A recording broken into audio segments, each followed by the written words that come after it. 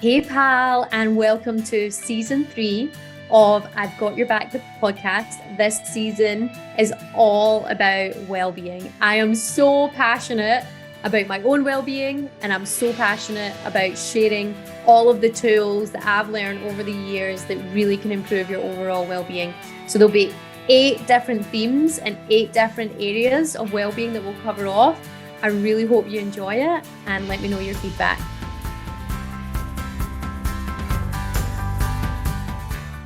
Hello, everyone, and welcome to episode 8 of season 3 of I've Got Your Back, the podcast.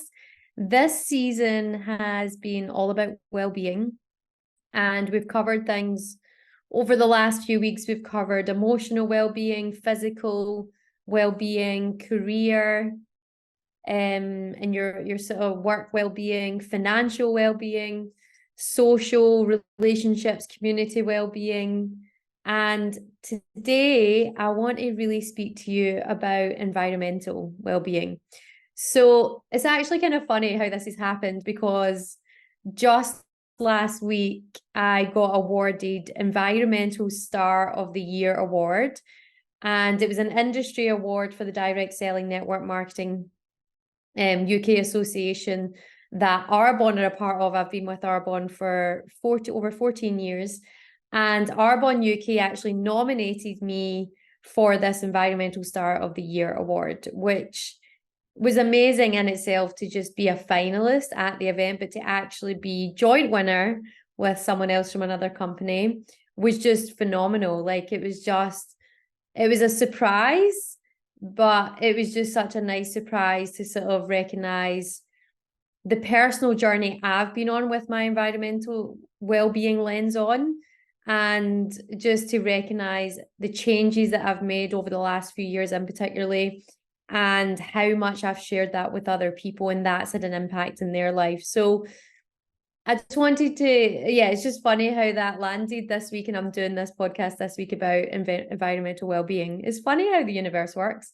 But essentially what I want to do is take you back to about 5 years ago. And I would say, out of all the dimensions of well-being that I've spoke about, I would say for me personally, environmental well-being was one of the last. It was one of the ones, one, I wasn't aware of that affected my overall well-being, and two, that I really cared about.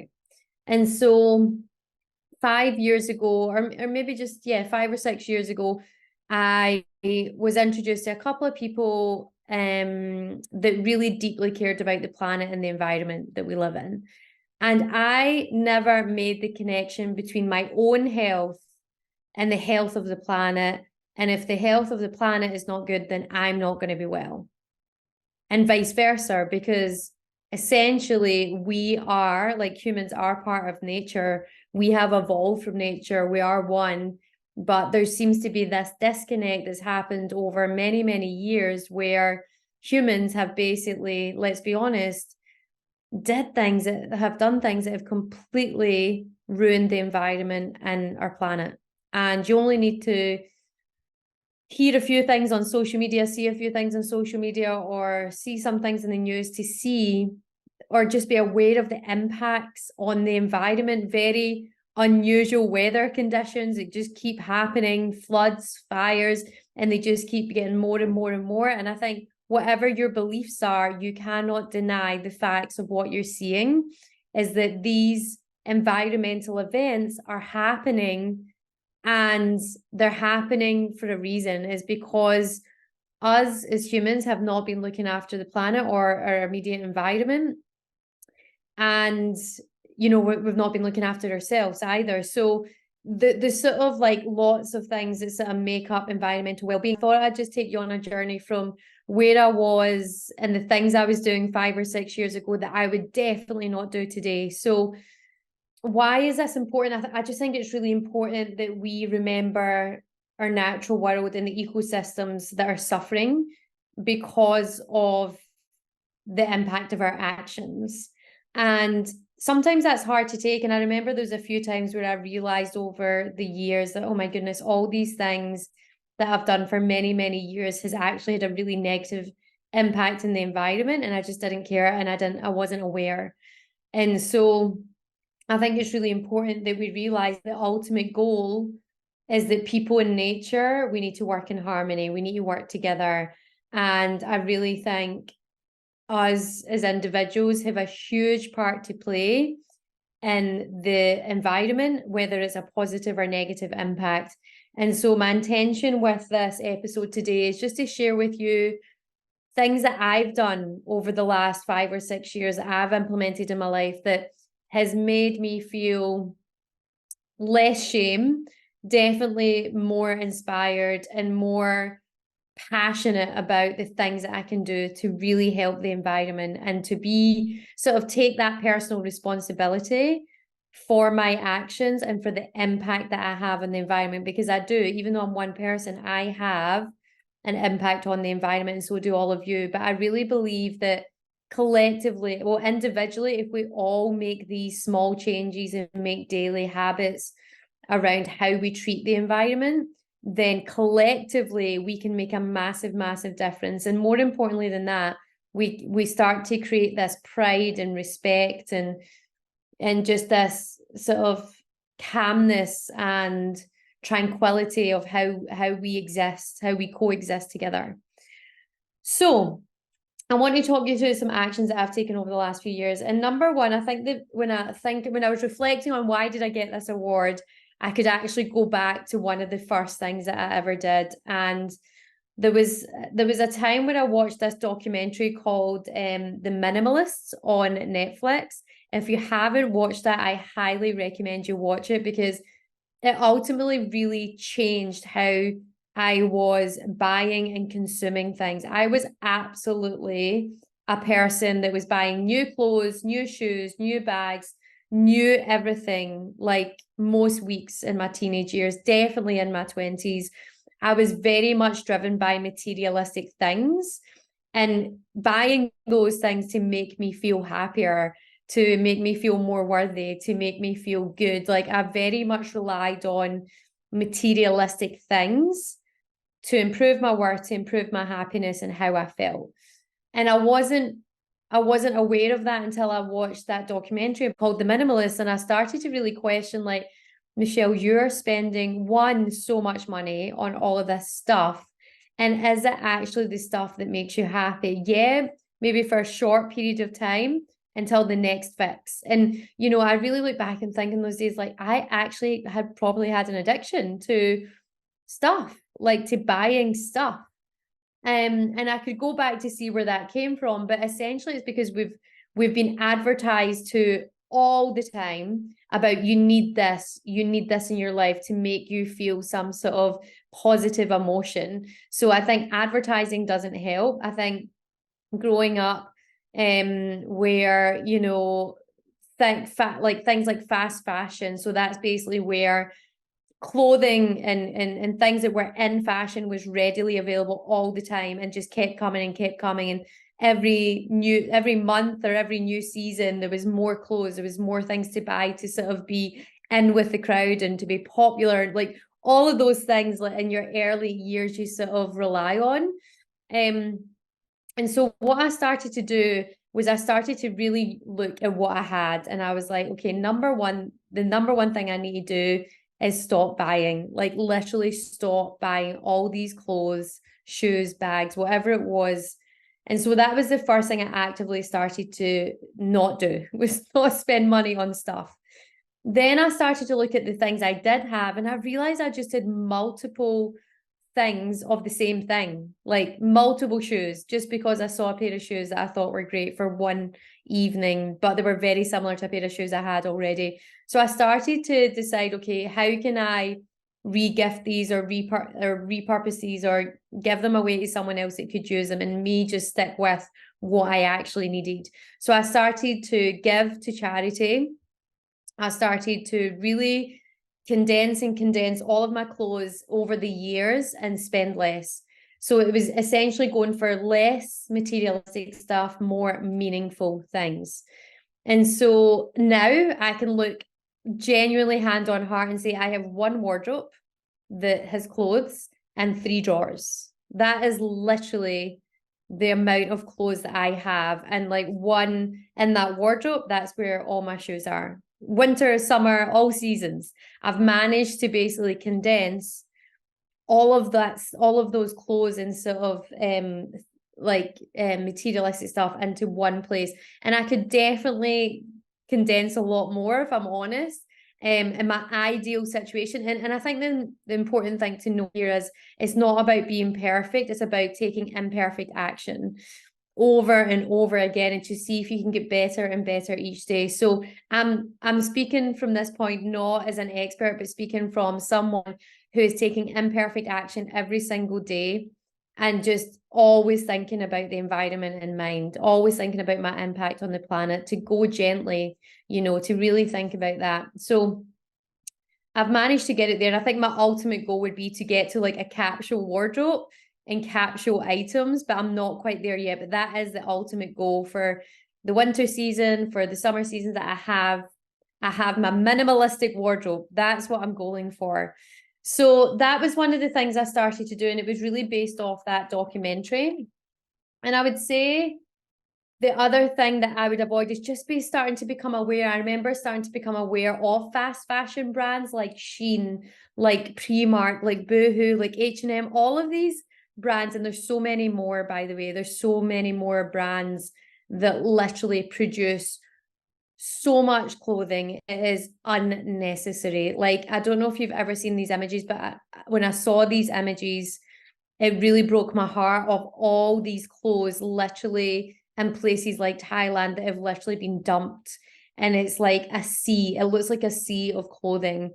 And that's because all of these companies are just quickly producing all of these clothes, and we don't need that. Like, the world does not need more clothes. There is so much that we have in this world that we can fix, so we can repurpose, we can reuse it, or we can regift it, or or we don't need it at all. It's just obscene what fast fashion is actually doing to the world. And I think the most important thing you can do is actively ask yourself, one, do I need this thing? Do I really need this thing I'm about to buy? Ask yourself that question. Or could I repair something, or could I reuse something, or get something secondhand, or rent clothing? There's great brands out there and companies that allow you to rent clothes each month and then sort of put them back. I think it's Glam Corner. They were based out of Australia. They're a B Corp as well, I think. So just Glam Corner allow you to have that capsule wardrobe every season or every month, but then give it back. And then that way you're feeling like you've got some newness, but you're not actually buying new clothes that you're probably going to pass on in a few months or a couple of years later, or worse than that, literally put it into the dumps, where all of these clothes and all of this waste ends up and then damaging lots of beautiful countries where that's the only place that this rubbish can go, So do I really need this? And if I do need it, then who am I actually buying from? What company am I buying from? And are they ethical, and are they purposeful? And, I think you've got to really look into that. And are you buying quality that's going to last? Like, are you buying things that are organic cotton or wool or bamboo, or materials that are as natural as possible, that are going to last? Linen, like, they're going to last multiple years. You want to be getting those things that last for a very long time. So those are the things. That's the first thing I wanted to say, is from that point of view, your clothes, your materialistic things, really aim to be less materialistic, more meaningful. Like, spend your money on travel or on culture, on meaningful experiences that you create with your family and your friends and your loved ones, rather than spending your money on things that literally you will not wear a week from now, maybe a month from now, and will sit in your wardrobe, or worse, end up in a dump. Number 2, less chemical, more clean.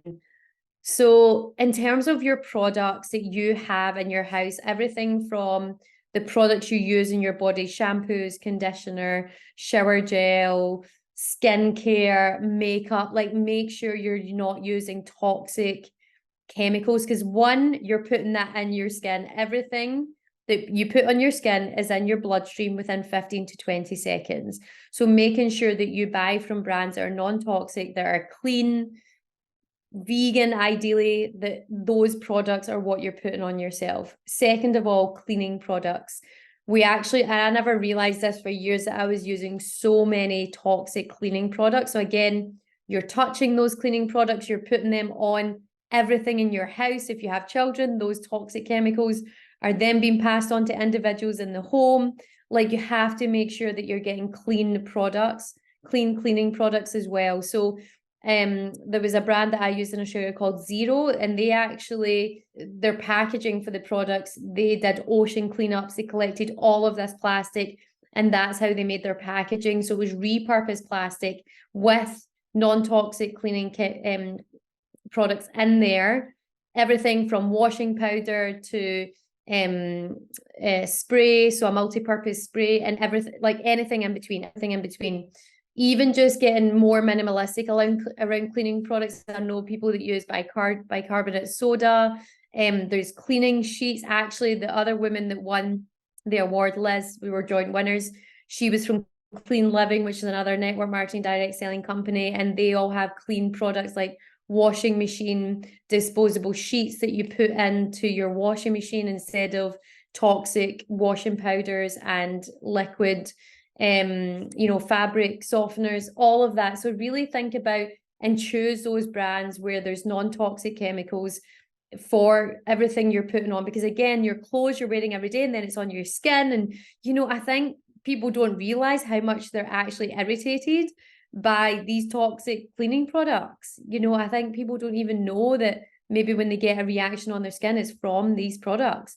And likewise with your products that you're putting on your skin, most people will go for the cheapest. And I get that, sometimes money can be a deciding factor. Like, it's not lost on me that, buying more sustainable products and buying more environmentally friendly products can be more expensive, but in a lot of ways it can be actually cheaper, because you're buying things that last a lifetime versus things that last a very short amount of time.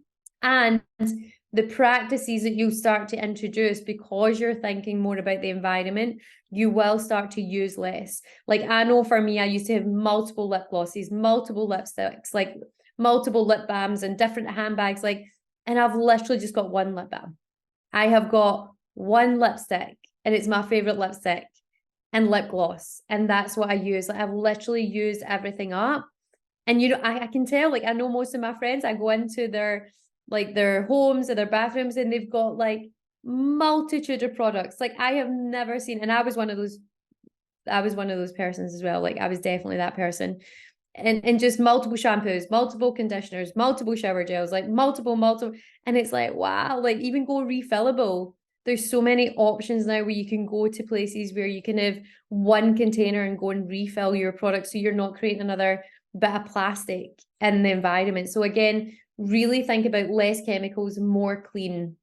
And that leads me on to my third one, actually, which is less plastic and less waste, more natural materials. So thinking about the plastic waste that you have, like, being in Scotland, I have seen so many plastic bottles, like, it's crazy, like Coke, Iron Brew, and water bottles, and yeah, like all your products that you get for cleaning, and as well as, the products you use on your body, like, there's so much plastic. So it's thinking about ways that you can actually reduce that. Like, so even thinking about, instead of buying plastic containers, you can get glass, or you can get metal, or there's instead of cling film and tin foil, you can use beeswax, like wraparounds where it goes over the dishes. Like, there's bamboo, like, instead of plastic straws or plastic things, go for bamboo, like forks, or bamboo.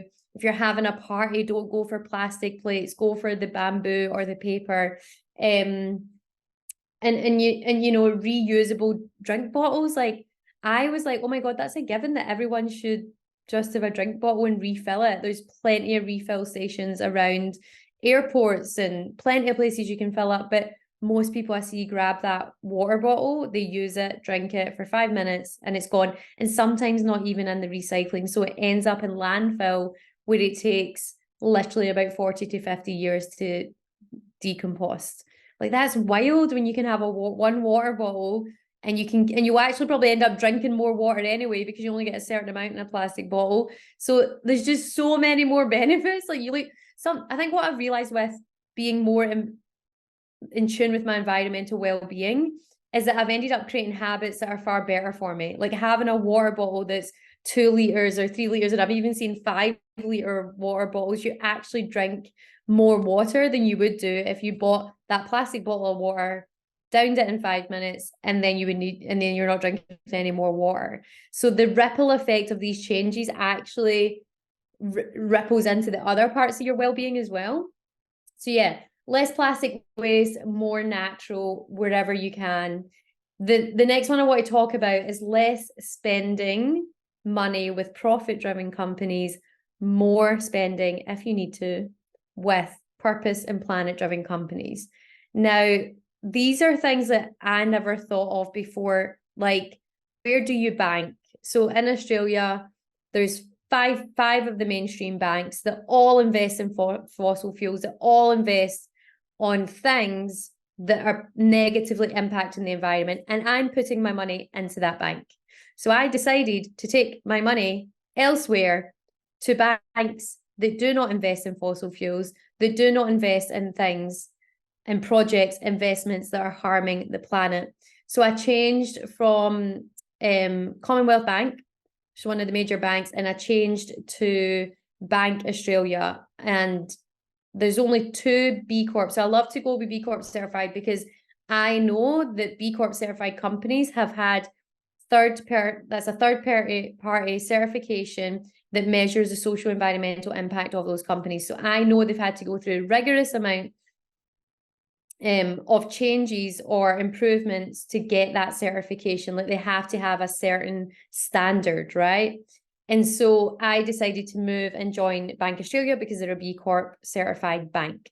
Now, in the UK, there's only one that is B Corp certified, and that's Coutts Bank, but that is for generally the super wealthy. So or you need to have a certain amount of money in the bank to actually be a customer. So I ended up going with the Co-op, which has been around forever, the Co-op, and it's a cooperative bank. So it essentially means that customers own the bank, and it's all about being a community bank. So I changed my banking here from Bank of Scotland to Co-op, and that's what I use. So again, it's putting your money, like, you have the power with your money to invest in the companies you want to see be around for good, and companies that are doing the right thing by the planet.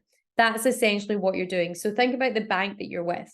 Your superannuation or your pension in Australia is called superannuation. I actually changed how many years? 12 years of superannuation, and I changed it and I put it into, again, a B Corp.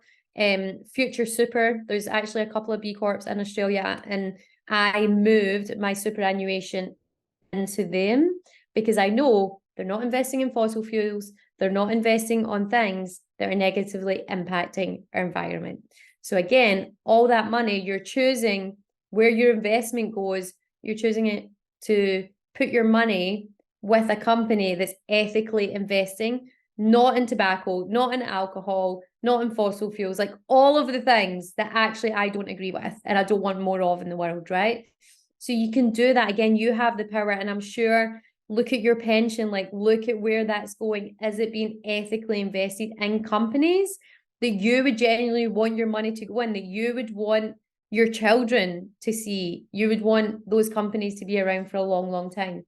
And I would just say shop for the B Corp. Like, now I just look, if I need to buy something, whether it's food, whether it's well, obviously, actually, for food, that's another point. I tend to try and go as close to the farmer as possible, but look for that B Corp, look for that B, because it means benefit. They exist to benefit all their customers, their suppliers, their community, and the planet, as well as shareholders. They don't exist just to benefit shareholders and profit only. So that's what I look for. So look to spend more with purpose and planet-driven companies, from everything from your bank, right through to your food, right through to gifts, like whatever it is. Or social enterprises. I'm a big advocate for social enterprise because they exist with a purpose, and generally it's to improve a social injustice or a social cause. So shop for social enterprises, look for social enterprises or not-for-profits or B Corp companies. Like, start putting your money with those companies that are doing good and not doing harm. Like, I don't know why it took me so many years to work this out, but how simple is that? Number 5, less mess, more organized. So as you can see, well, if you're watching on YouTube, you will see, like, I just have a jacaranda painting and a lovely plant here in my office. I am so minimalistic, not only in the stuff in terms of clothes, but also my surroundings. I just thrive so much more when I have less things in each room. So from an office to a bedroom to underneath the bed, like, I've cleared things underneath the bed. There's so many things you can learn about this feng shui, decluttering. You can go in a whole course. I ended up going in a whole path learning about where things should be positioned for the right energy in the room for certain things, not having stuff under the bed, like stuff you don't even use or will never use, and decluttering your bedroom.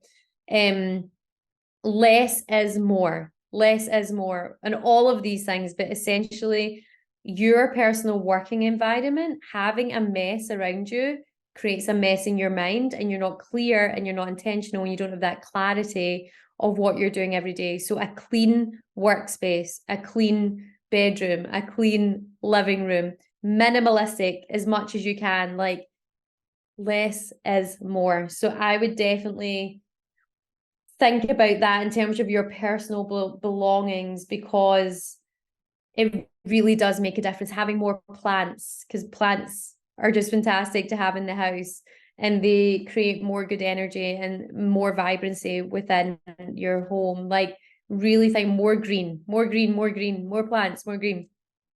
So think about that. Less mess, more organized in all your areas, even in your car. Like, is your car a mess? Has it got rubbish in there when you get in? Can you not find anything? When was the last time you cleaned it? Like, your personal belongings, your personal space, it goes beyond into your car. My gym bag, like, I have everything organized. Sometimes it does get in a bit of a muddle, but generally most of the time, everything is clean, everything is a place, everything is organized, and it's much easier in terms of time management because you know where everything is, and you're not spending hours or wasting hours trying to find things that you need for certain places that you need to go. So again, the ripple effect of these choices is amazing. It goes beyond just the positive impact in the environment. It's a positive impact in your everyday life. Number 6, less pollution, more conservation. So this is to do with the impact, how much water are you consuming or wasting? How much energy are you wasting?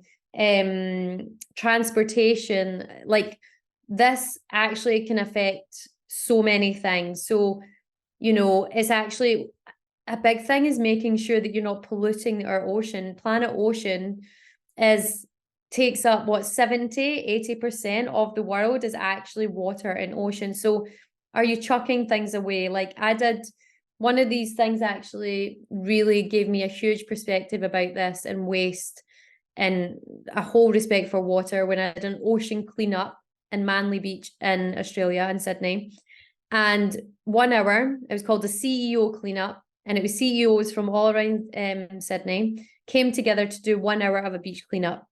I have never in my life seen so much waste, so much plastic from 1 hour of cleaning up. So when you looked at the beach, it looked fine. Like, I was like, oh, it doesn't look that dirty. As we started to walk around parts of the beach and just fill our bags, it was obscene, the amount of things that was collected. And more importantly, little microplastic, actually tiny, tiny, tiny bits of plastic that get into the ocean that our marine life then eat, then damages them. And by the way, of course, fish are going to eat the plastic. And guess where that fish ends up? On your plate most of the time. So then you're consuming microplastic. So again, it's this huge impact, that's negative impact that's happening, all because we're choosing plastic and we're creating so much more waste and not having respect for our oceans, not having respect and wasting things. We're buying it in the first place and using that plastic, but also then just chucking it away and it ends up in our oceans. There's so many things that happens. So being aware of that, using less water wherever possible, even looking at your energy provider. Are you with someone that is all about renewable energy? Like, think about who you're actually, again, giving your money to. And think about things in your home or your office, like LED lights or energy saving things, like the lights go off at a certain time. Or, I've seen these toilets where the sink is the flush and the water is all connected. So you're not using like the water in the sink as well as the flush. Like, it's all very clever. And all these things people are starting to introduce, but it's being mindful around what are the choices that you can make in your home, in your own environment, in your company or in your office, or even asking your company to make those changes, because it matters, right? Water, energy, transportation. Could you bike instead of taking the car, like to where you work? Or I actually, in the last year when I was living in Australia, I actually sold my car and car shared for the last 6 months to a year. And there's amazing car share schemes there where you can literally just rent a car for a couple hours or a couple of days or whatever it is that you need, or car share with your neighbor. Or it actually blows my mind how many cars are in each household now where we could actually share, because people are not using these things full time. They're not. That's the reality. So think about less pollution, more conservation from a water point of view, from an energy point of view, transportation point of view. Like, think about all these things that you could do.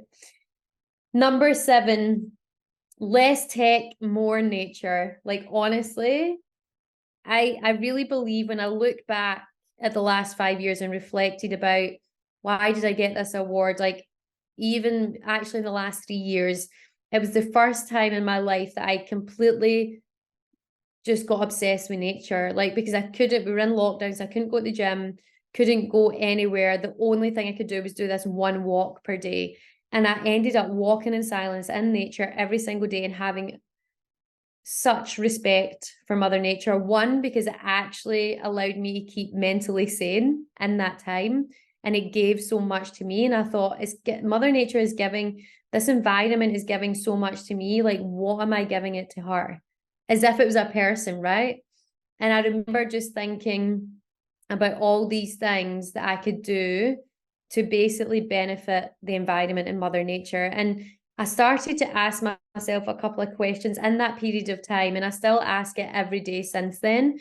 And I think they're really, really important questions, which is, what more can I do for me and my family? What more can I do for my community? And what more can I do for the planet? And I sat with those questions every single day. And, it sort of ignited something in me, because I was sitting in nature in harmony with her, having a deep appreciation and gratitude, and being so grateful for nature keeping me sane and keeping me well, that I thought, I have to do more to give back to her, because she's given so much to me, right? It's like your own mother, right? Or your own, that special relationship that you have or a mother that provides so much to their children, right?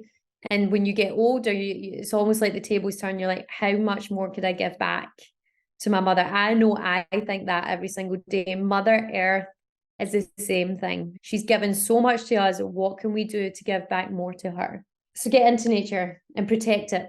Protect it with all you have, because I can tell you right now that there's so much destruction and so much that's happened to Mother Earth because of humans, because of human action. So what is the action that you're going to take instead of the negative impact to have a positive impact? And lastly, I just want to talk about, again, if I think about what I've done over the last few years, I went from, consuming a lot of meat and eating a lot of meat to going pescatarian, which is just eating fish and veggies, to then going vegan for a number of years. And, I'm sort of probably in a place now where I call myself a bit of a flexitarian. I actually just have a balance across all of those now. I am predominantly plant-based. I will always choose vegetables. There is parts of me that sometimes, in certain environments, I know what my body needs and I listen to it, but I only have it in small amounts. So small amount of meat, small amount of fish. but predominantly veg, because plant-based diets and eating more plants is not only good for us, it is good for the environment, because it's just less impact on the environment from getting that meat from the farmer to your plate. Generally, depending how you get it, it can have a fairly negative impact. Not completely, but it can. So I think that's just important to think about. Plant-based foods, maybe more plant-based, less sort of consuming, like, and it's not saying remove meat and fish completely, it's just, again, being more mindful where you get it from, like organic, grass-fed. Again, I know this costs money, more money rather than the cheap stuff, but the impact on your body and the impact on the environment is like two positives. And so it's really thinking about that and the habits that you create around your food. Like, what are you choosing every single day? Like, if you are choosing predominantly plant-based and you're batch cooking, I can tell you right now it's going to cost you less. The reason we end up spending more and on cheaper products is because we want something fast, we want something quick, because we're not taking the time to be organized, to do the batch cooking, to get everything in place so that you're not panic buying or just grabbing something at the last minute because you're so hungry. Like, there's, again, if you think of all these things I've talked about, there's a ripple effect and it all across every part of your well-being, your financial well-being. All of these are interconnected.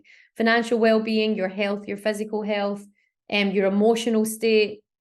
But honestly, focusing on some of these things in terms of the impact that you have in the environment brings so many benefits. I can tell you right now, I'm definitely more calm. I'm more connected. I'm more relaxed. I have so much pride in the things that I have, my belongings. I cherish them. If I do get something, I buy it from a good brand, a good company. And, you know, I want to give money back to those companies that are doing good. I'm in complete harmony with nature. I feel that I'm actually giving and receiving equally with her now. I'm in nature every day, just listening, asking myself those questions. I have a deeper relationship with friends, families, experiences, because I'm not relying on those quick fixes, the clothes, the shoes, the bags to give me that hit of happiness. I'm getting happiness from different things, from things that mean something, that are not meaningless, that are not materialistic. And I just definitely have a more sense of tranquility and calmness that is beyond anything I could ever imagine. So what I'd ask you is, I'd say this, like, I know that me changing and me sharing has had a ripple effect. Not only it's had an effect on me, a positive impact on me, but it's also had a positive impact on others, because I'm sharing this with you. I'm sharing it on social media. I'm sharing all of these things because I know that when every single person makes small changes to their environmental impact, it creates a huge ripple effect. And that's what we need to remember. Sometimes I hear people say, oh, well, it doesn't matter if I don't recycle that plastic bottle, like whatever, it's just a small thing of all the things that are going on in the world. No, I want to tell you, it all matters. It all matters, even just the intention, like even thinking about good karma, when whatever you're putting out there, so the world will come back to you. So if you're wanting good things to come to you, then you need to put good things out there. You need to take good actions, like ethical actions. Think about the planet every single day. Think about your environment. What can you do that will take you a step closer to being more positively, environmentally impacting the world? So I think that's it from me. I just want to finish with a reminder of those questions. So what more can I do for myself to improve my own well-being? What more can I do for my family? What more can I do for the community? What more can I do for the planet? Really ask yourself those questions every single day. That's what I've done for the last at least 3 years.